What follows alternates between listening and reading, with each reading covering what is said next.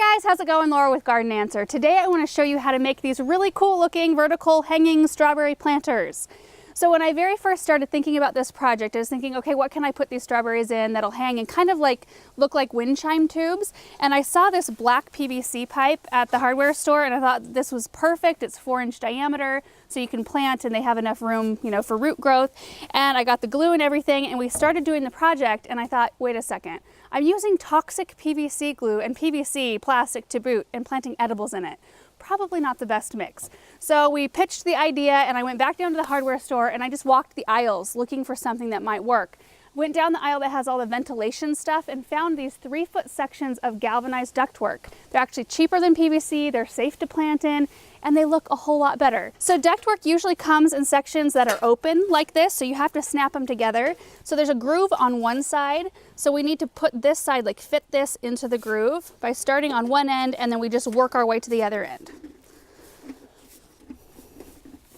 So I've got it all snapped together, so now I need to put the cap on, and the cap end is going to be at the bottom of this planter right here, so I had to make sure to put a drainage hole in, and you can see that this one already has a hole in it. I was working with this one on kind of my practice round, and I really didn't want to have to go buy another cap, so I just used a metal drill bit and put a hole in the bottom so that the water can drain freely.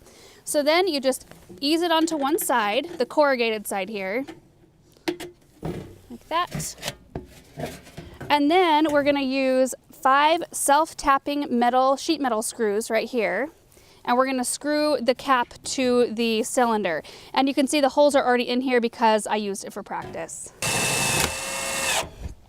So you don't have to pre-drill the holes like this. The self-tapping screws will go right through the metal. Screws are in and the cap is on nice and tight. So the next step is to measure my first row of planting holes. And we want to do this fairly close to the seam. We want the holes to end up maybe like an inch or so away. That way we don't ever have to cut a hole right over the seam and we can end up with 3 rows of holes like on this one. You can see that there's plenty of space so that the seam, it stays together, but it allowed us to get 3 rows. This was my practice one.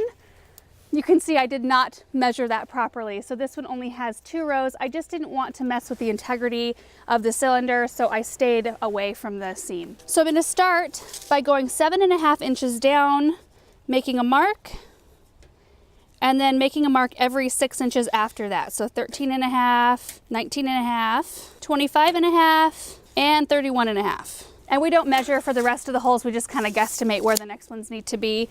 You just kind of need a good starting place. The next step is to cut our planting holes, and for this step you'll want 2 people, one person to hold the cylinder steady while the other person cuts. And we're just using a drill with a 2.5-inch bimetal hole saw. And for this step you'll also want to make sure you're wearing long sleeves, gloves, and eye protection.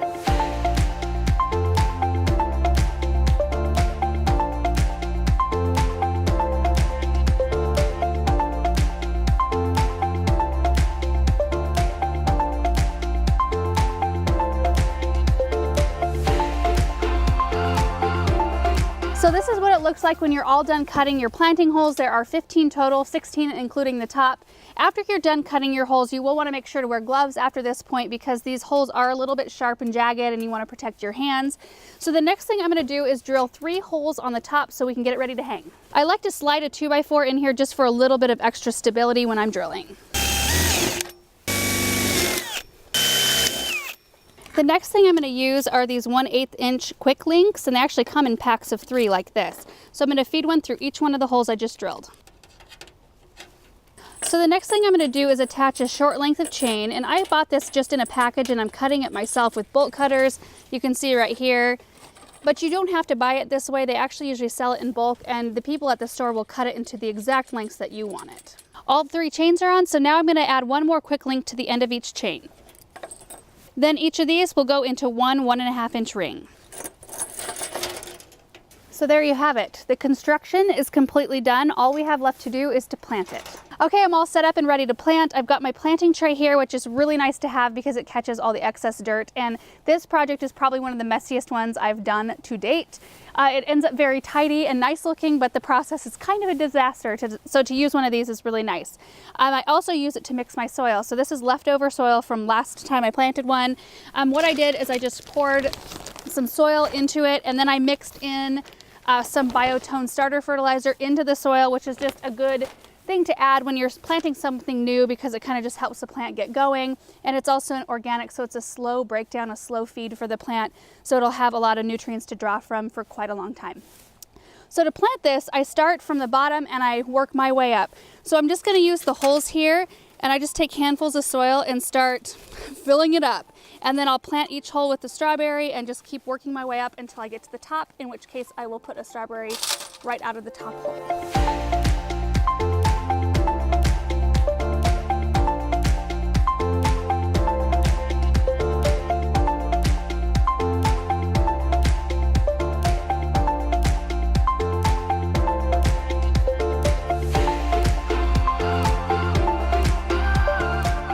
See, I told you it's a super messy project, but I got all the strawberries in there. I had one strawberry to spare, which is amazing. I love it when that happens, and I don't have to make an extra trip to the store. The last step of this project is really important, and it's to keep the strawberries in and the soil in and to make it look really clean and tidy. And that is to take little pieces of moss and tuck them around each strawberry plant. So we'll start right here. We'll show you up close, and you just kind of poke it in and around the plant. And that way it holds everything inside. And you can use whatever kind of moss you want so long as they're kind of in chunks. This is a super moss preserved sheet moss. All right, it's all done, and I think it turned out really, really good. I don't think I mentioned though what type of strawberries I used in the planter, and I chose an everbearing variety because I think they're better suited for a planter like this. There's two different kinds you can get essentially, June bearing and everbearing. June bearing strawberries bear all of their crop usually right around June, and they're really good for people who like to harvest everything all at once. They're guaranteed a great big crop so they can freeze, make jam, that kind of thing. Everbearing varieties don't bear quite as much all at once, but they bear all through the season. And that's kind of what I want from all of these planters. I want to put them somewhere where people can see them, where you can just pick them as they ripen throughout the whole season, have a little snack here or there. So these are Quinault and Ozark Beauty. So I mixed two different everbearing varieties together in this container. And you can see that they're already starting to go for it. We've got blooms, we've got little strawberries forming. So watering on this is really pretty simple. You just water it from the top. You want to start by watering it in really gently with just a really slow trickle from a hose. These right here, I'm actually going to run drip to. So I'm going to hook into our drip system. I'll run it up a beam and then over and down. So straight down from wherever it's hanging right to the top. The dripper, like the zone, usually runs for, you know, a good 30 minutes. So it'll be plenty of time for the water to start at the top and make it all the way to the bottom. And we do have a drain hole down there, so it's totally fine. Excess water will drain out. And they will be in a spot that gets a good amount of morning sun. So I think it gets a good 8-hour block, but it is protected from the really, really intense late afternoon, early evening sun, which I think is important when you've got something planted in a small container that's metal, because this will get quite hot. So I think morning sun is more appropriate. So the last thing I have to do is just to hang it. And I'm using an S-hook right here. These are something you can find at your local garden center. They're great for hanging flower baskets and stuff like that. So I'm just gonna run it through the ring here. I'm gonna lift the whole planter down. And then I'm just gonna hang it from a beam on the pergola here. Kind of had to make a little jump there. That's perfect.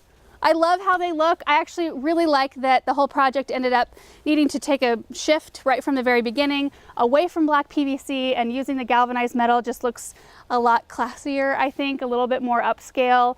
And they do kind of resemble wind chimes a little bit more than black PVC. So anyway, hope you guys enjoyed this project, and we will see you in the next video. Bye.